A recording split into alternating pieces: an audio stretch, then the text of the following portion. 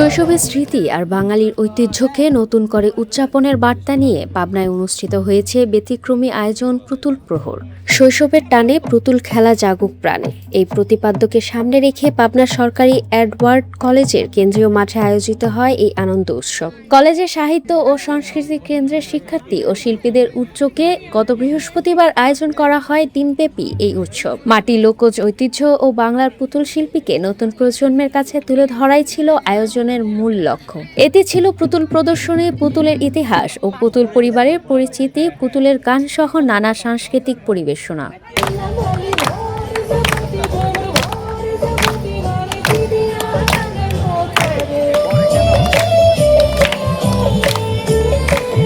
বাঙালির ঐতিহ্যবাহী পোশাক, শাড়ি ও পাঞ্জাবিতে সেজে উৎসবে যোগ দেন আয়োজক ও দর্শনার্থীরা।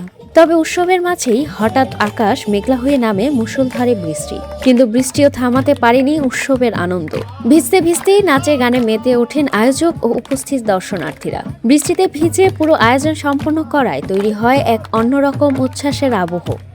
হ্যাঁ, এখানে এসে ভালোই লাগছে। আমরা তো ছোটবেলা থেকেই পুতুল খেলতাম, কিন্তু এখনকার প্রজন্মরা এই পুতুল থেকে প্রায় দূরেই চলে গেছে। এটা এমন একটা আয়োজন যেটা কখনো আমি এর আগে দেখিনি বা আমরা সচরাচর এটা দেখি না।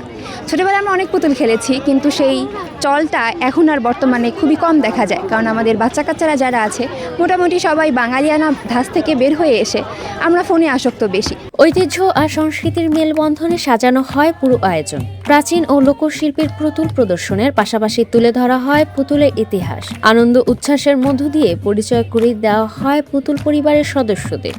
এরপর বাঙালি বিয়ে নানান আনুষ্ঠানিকতায় ছিল পুতুলের পাত্রী দেখা, গায়ে হলুদ ও সাংস্কৃতিক সন্ধ্যা। সবশেষে জমকালো আয়োজনে সম্পন্ন হয় পুতুলের বিয়ে। আনন্দমুখর এই আয়োজনের সমাপ্তি হয় বাঙালির চিরচেনা আতিথেয়তায়। উপস্থিত সবাইকে করানো হয় মিষ্টিমুখ, ছিল পান সুপারির আপ্যায়নও। ঝুম বৃষ্টির মাঝেও হাসি মুখে নেচে গিয়ে অনুষ্ঠান শেষ করেন আয়োজক পুতুলেরা। এমন ব্যতিক্রমী আয়োজনে অংশ নিয়ে অনেকেরই মনে হয়েছে ফিরে গেছেন যেন সেই ছোটবেলার দিনগুলোতে। আয়োজকদের ভাষ্য, বড় হওয়ার সঙ্গে সঙ্গে হারিয়ে গেছে পুতুল খেলার সেই শৈশব। সেই হারিয়ে যাওয়া দিনগুলো স্মৃতি ফিরিয়ে আনতেই এই আয়োজন। পাশাপাশি নতুন প্রজন্মের কাছে বাঙালির লোক সংস্কৃতি ও ঐতিহ্যকে নতুন করে পরিচয় করিয়ে দেওয়ার চেষ্টাও এই পুতুল প্রহর। সবাইকে উৎফুল্ল দেখে নিজের ছোটবেলার কথা মনে পড়ছে। আসলে ছোটবেলায় আমরা সকলেই হয়তো কোনো না কোনো সময় আমরা পুতুল খেলেছি, বাসায় বা আশেপাশের আমাদের ছোটবেলার বন্ধুবান্ধবদের সাথে। তো সেই উপলক্ষে মনে হচ্ছে যে আবার যেন আমরা সেই আমাদের শৈশবের দিনগুলোতে ফিরে গিয়েছি।